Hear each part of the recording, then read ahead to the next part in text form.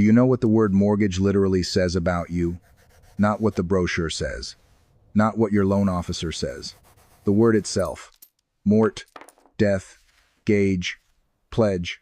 A mortgage is a death pledge, an agreement that your labor belongs somewhere else until the debt is gone. Or you are. If that sentence makes you flinch, do not just nod and keep scrolling. Share this with one person who has a mortgage. Save it.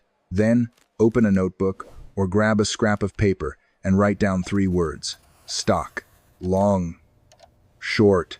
If you use those words in finance, investing, or even casual conversation, you are holding vocabulary that survived the burning of an entire financial archive, because language is harder to burn than wood. Language outlives paperwork. And in 1834, someone tried very hard to burn the wood. I want to tell you about a financial system that ran continuously for 726 years. Not 26.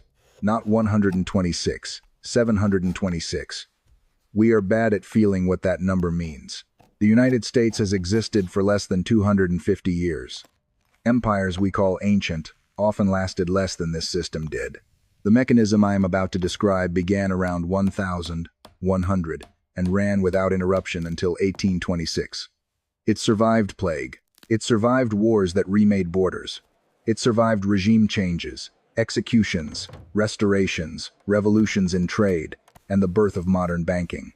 It did it with a piece of wood the length of your hand. And then, when the physical records were destroyed, they were dismissed as obsolete, primitive, and embarrassment. Within 16 years of the destruction, no one alive in the most powerful financial institution in England could remember how to read the few surviving examples. The year is 1100.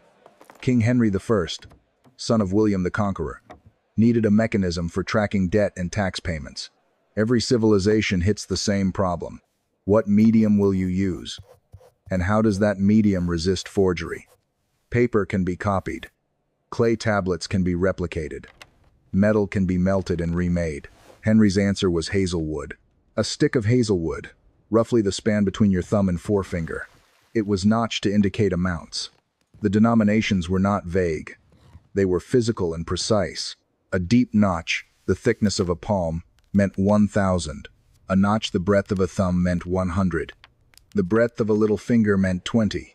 A single pound was the width of a swollen barley corn. A shilling was narrower. A penny was the thinnest mark possible. So thin it removed almost no wood at all. Then came the genius. The stick was split lengthwise through the markings, following the natural grain. The longer piece, called the stock, went to the creditor. The shorter piece, called the foil, stayed with the debtor, or the crown. And because the split followed the tree's unique grain, the two halves could only ever match each other. No two pieces of wood share identical grain. No two splits produce the same microscopic fiber pattern. To forge one, you would need a piece of hazelwood with identical grain and a way to recreate notches that ran through both halves simultaneously. It was not merely difficult, it was materially, categorically impossible. The biological uniqueness of a living tree became the cryptographic key. 7 centuries before blockchains and asymmetric encryption, a medieval administration used irreducible physical complexity to make fraud impractical at the level that mattered. The tree itself was the security system, and for 726 years, it worked. Now, the story gets distorted right here, if you turn it into a fairy tale. The tally stick system was not magic, and it was not immune to human corruption. The wood could not be forged, but rulers could still lie. Officials could still abuse power. In fact, one of the most famous abuses of government credit in English history happened under this system.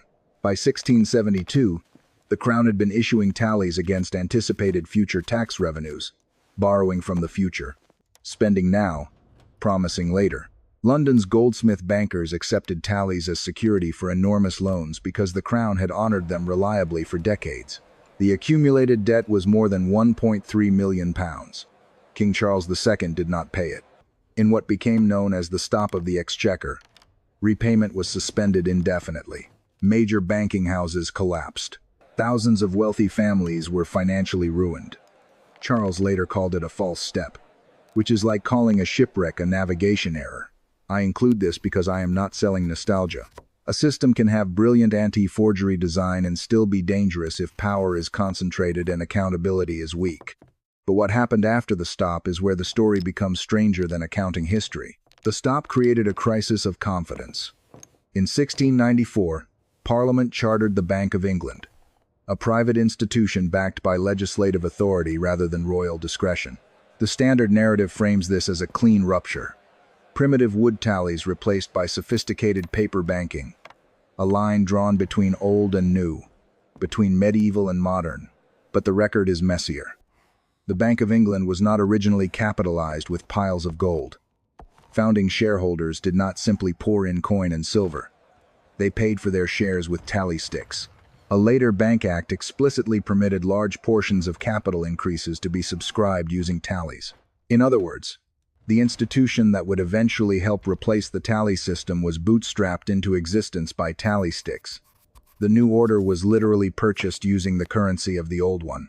This is how transitions really work. Clean breaks are mythology. Underneath the mythology is continuity. The old system funds the new. The new borrows legitimacy from the old, and then rewrites the story to make itself look inevitable. And the tallies did not die quickly.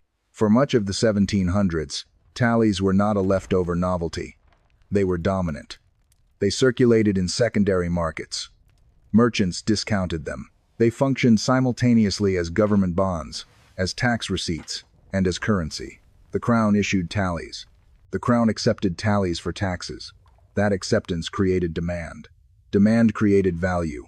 Value made them circulate. The system was self-enforcing and required no intermediary to verify it in real time.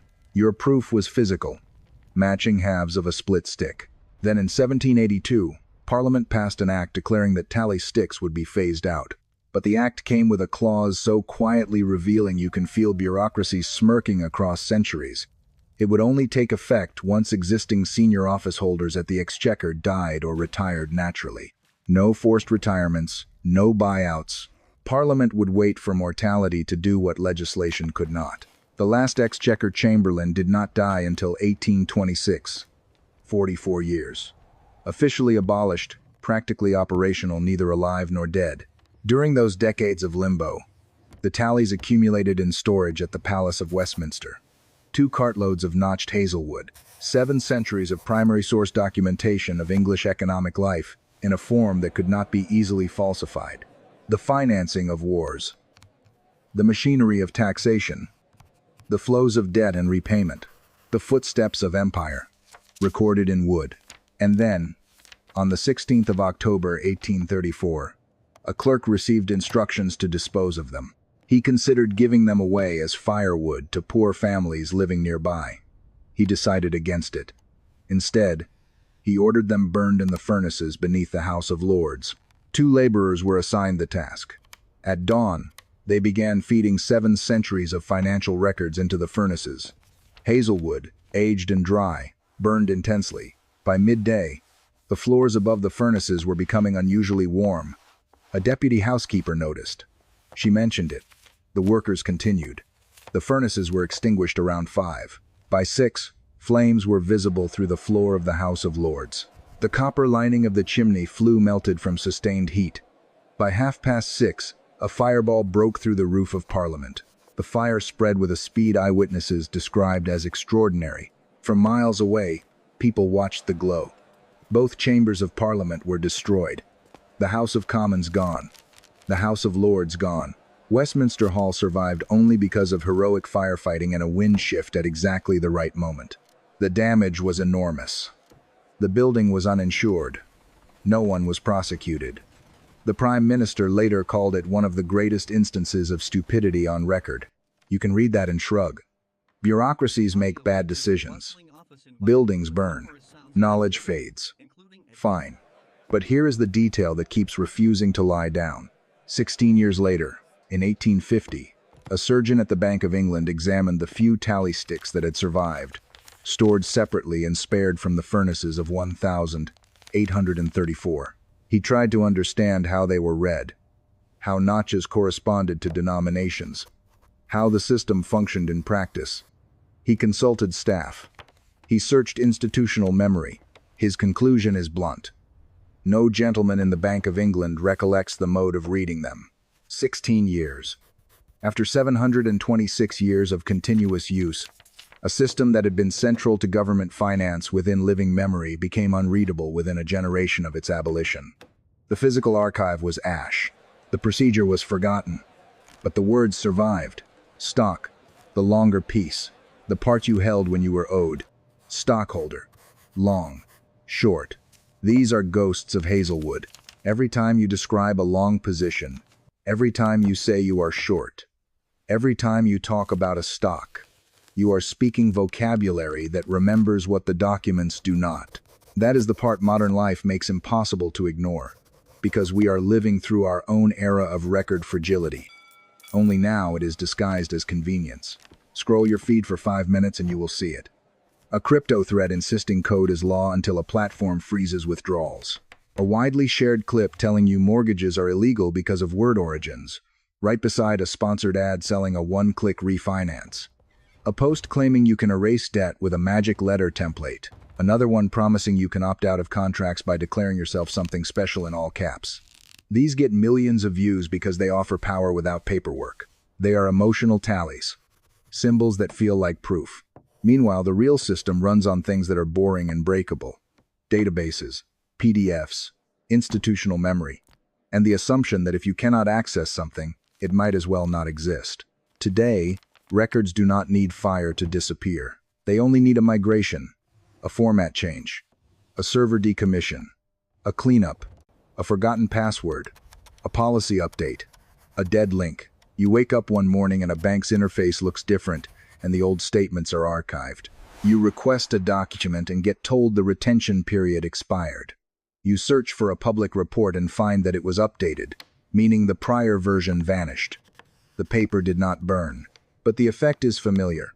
Proof becomes hard to retrieve, and memory becomes hard to audit. And the most chilling lesson from tally sticks is not that medieval people were clever. It is that even a clever, fraud-resistant system can be erased quickly once it is labeled obsolete.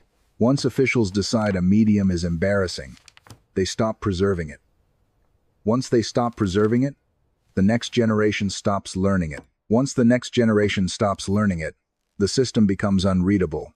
And once it is unreadable, it is easy to rewrite history, because the archive cannot argue back. This is why etymology matters more than trivia. A mortgage is a death pledge not because you will literally die in debt, but because the concept encodes a relationship between time, labor, and obligation that does not care about the decade's marketing language. Your house becomes a structure of promises that can outlive jobs, marriages, health, and governments. If you do not understand the words, you will mistake the system for a natural law instead of a designed instrument. And like every designed instrument, it can be redesigned. So here is what I want you to do with this story, other than feeling haunted by Hazelwood. First, pull one real financial document you depend on: mortgage statement, loan agreement, pension summary, insurance policy, and store an offline copy. Print it or archive it somewhere that is not the portal. Not because you are paranoid, but because memory fails on schedule. Systems change. Interfaces vanish. Paper may not be immortal, but it does not require a login. Second, learn 3 terms you use casually: mortgage, stock, credit, and trace their literal meaning once, on purpose, so you stop treating them as neutral. Language is a receipt from the past. It tells you what someone wanted you to forget. Third, the next time you see a viral financial hack, ask the only question that survives every century: where is the evidence? And who can verify it when the current interface disappears? If the answer is trust me, it is not a system. It is a story. Because once you see the shape of this pattern, you cannot unsee it. A 726-year record system reduced to ash. A government building burning because someone burned the record. A professional generation forgetting how to read the surviving examples. And the words, stock, long, short, walking out alive in everyday speech like survivors who refuse to testify. The wood burned. The knowledge burned.